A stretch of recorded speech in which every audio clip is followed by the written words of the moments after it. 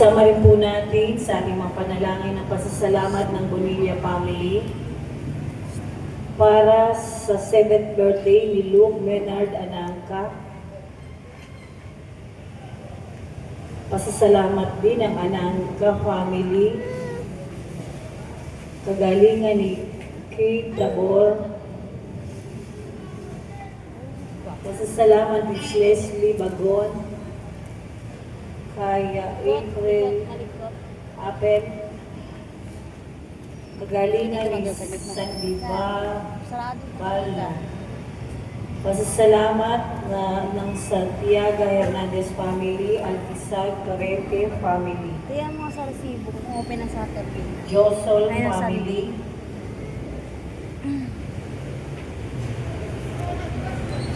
gayon din po, panalangin para sa lahat ng kaluluwas sa purgatorio, gayon din yung mga nakatala sa ating perpetual remembrance.